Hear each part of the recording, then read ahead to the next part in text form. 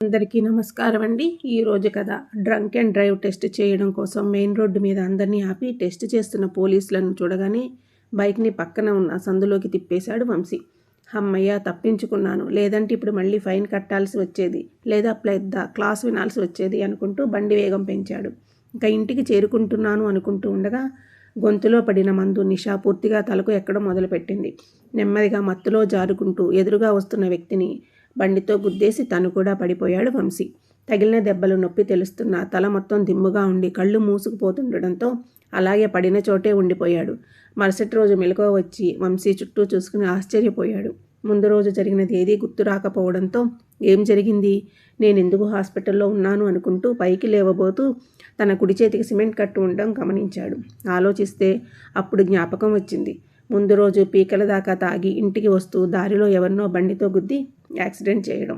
అయ్యో, చూసుకోకుండా ఎవరినో యాక్సిడెంట్ చేసేశాను, వాళ్ళు ఎలా ఉన్నారో అనుకుంటూ రూమ్ బయటకు వచ్చి అక్కడ ఉన్న నర్సును అడిగాడు.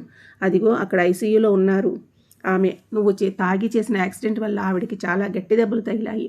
అప్పుడే వాళ్ళ అన్నయ్య వచ్చి మీ ఇద్దరిని హాస్పిటల్లో జాయిన్ చేశారు. ఆవిడికి పాపం చాలా రక్తం పోయింది, ఇంకా ఎక్కడా రక్తం దొరకలేదు. అయినా అంత స్పృహ లేకుండా తాగి తమ వాళ్ళకి యాక్సిడెంట్ చేసిన నిన్ను అలా వదిలేయకుండా ఆమెతో పాటు నిన్ను కూడా హాస్పిటల్కి తీసుకువచ్చారు వాళ్ళు. ఇప్పుడు వాళ్ళకి కష్టం వస్తే సహాయానికి ఎవరూ ముందుకు రావడం లేదు అంటూ వెళ్ళిపోయింది ఆ నర్సు. అయ్యో పాపం, నా వల్లనే ఆమెకి పరిస్థితి వచ్చింది. నా రక్తం తనకి పనికి వస్తుందేమో చూస్తాను అనుకుంటూ నర్స్ చూపిన వైపుగా అడుగులు వేశాడు వంశీ. ఐసీయూ దగ్గరికి వెళ్తున్న వంశీ అక్కడ ఐసీయూ డోర్ ఎదురుగా నిలబడి డాక్టర్తో మాట్లాడుతున్న వ్యక్తిని చూసి అక్కడే ఆగిపోయాడు. వీడా నన్ను హాస్పిటల్లో జాయిన్ చేసింది? అసలు వీడు ఇంకా ఇతడి చెల్లి వల్లనే కదా నేను ఈరోజు ఇలా ఉండాల్సి వచ్చింది. మంచిదే అయింది, లేదంటే నేనే ఏదో ఒక రోజు వీళ్ళ మీద పగ తీర్చుకునేవాడిని అనుకుంటూ కొన్ని రోజుల ముందు జరిగిన విషయాలను జ్ఞాపకం తెచ్చుకున్నాడు. కొన్ని రోజుల క్రితం తల్లిని గుడి దగ్గర దిగబెట్టి కాలేజీకి బయలుదేరాడు ఇంజనీరింగ్ ఫైనల్ ఇయర్ చదువుతున్న వంశీ. ఆ రోజే న్యూ అడ్మిషన్స్ ప్రారంభం అవడంతో ఫ్రెషర్స్ని ర్యాగింగ్ చేస్తున్నారు సీనియర్స్. వంశీ కూడా తన బ్యాచ్తో చేరి జూనియర్స్ని ఏడిపిస్తున్నాడు సరదాగా. అప్పుడే 2 పుస్తకాలు చేత్తో పట్టుకుని భయంగా నడిచి వస్తున్న ఒక అమ్మాయి వంశీ బ్యాచ్ కంటబడింది. ఓయ్ అమ్మాయి, ఇలా రా అంటూ పిలిచాడు వంశీ. బిక్కుమంటూ వచ్చి వాళ్ళ ముందు నిల్చున్న ఆ అమ్మాయిని సరదాగా ఏడిపించడం మొదలుపెట్టారు వంశీ అండ్ కో. అసలే బెదురుతూ ఉన్న ఆ అమ్మాయి ఈ హడావుడి చూసి భయపడి ఏడ్చేసింది. అయినా పట్టనట్టు పిచ్చి ప్రశ్నలతో ఆమెను ఇంకా ఏడిపిస్తూ నవ్వుతున్న వంశీ దవడ ఎముకలు కదిలేలా చాచి కొట్టారు ఎవరు. ఒక్క క్షణం కళ్ళు బైర్లు గమ్మేసరికి తల విదిల్చుకుని చూసిన వంశీకి ఎదురుగా తను మర్చిపోయిన భోజనం క్యారేజీ తీసుకుని వచ్చిన తల్లి నీరజ కనిపించింది. అమ్మ అని ఏదో చెప్పబోతుంటే మళ్ళీ రెండో చెంప మీద కూడా కొట్టి భోజనం బాక్సును వంశీ ముఖాన కొట్టి వెళ్ళిపోయింది నీరజ. ఆ రోజే ర్యాగింగ్ చేయబడిన అమ్మాయి అన్న వచ్చి వంశీకి వార్నింగ్ ఇచ్చి వెళ్ళాడు.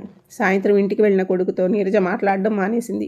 ఆ రోజే కాదు, అప్పటి నుండి ఇప్పటి వరకు ఒక్కసారి కూడా ఆమె కొడుకుతో మాట్లాడలేదు.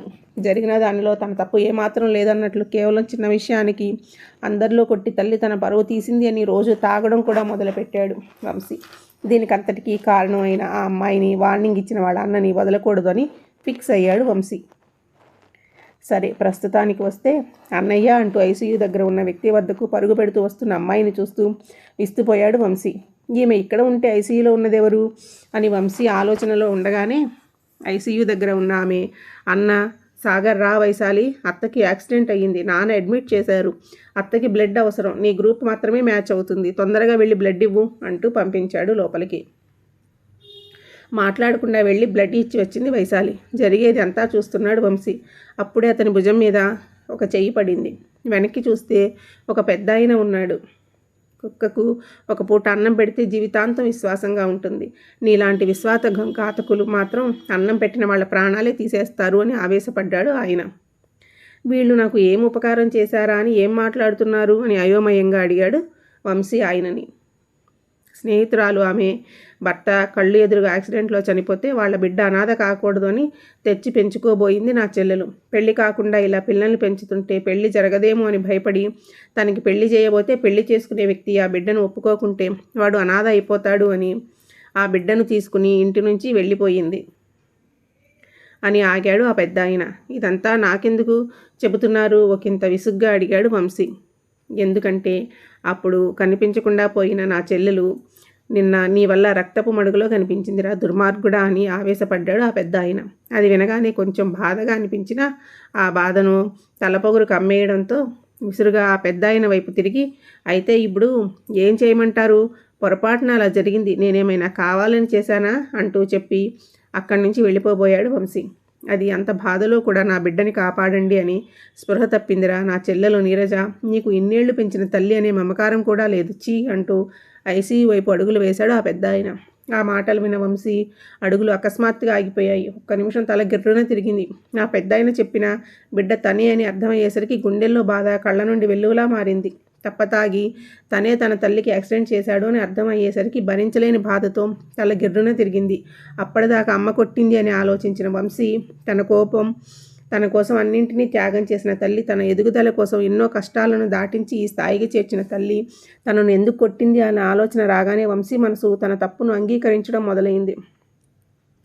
బాధతో అడుగు ముందుకు పడడానికి చాలా కష్టంగా ఉన్న ఐసీయూ ముందుకు వెళ్ళి అమ్మను చూడాలి అనుకున్నాడు. అప్పుడే అడ్డు వచ్చిన ఆ పెద్ద ఆయన కాళ్ళ మీద పడి క్షమించమని అడిగాడు. ఐసీయూ డోర్ తెరుచుకుని బయటకు వచ్చారు డాక్టర్ గారు.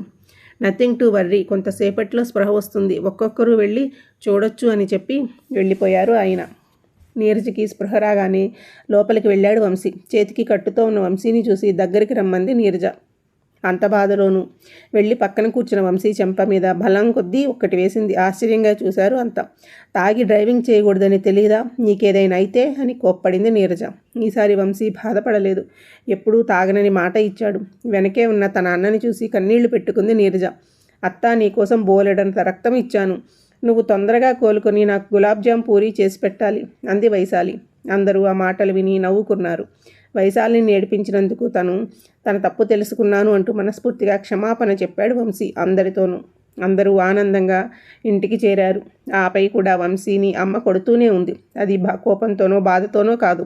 సాగర్, వైశాలి ఇద్దరితో కలిసి ఇంటిని కిష్కింద చేస్తూ వంశీ చేసే అల్లరికి నవ్వుతూ మాత్రమే.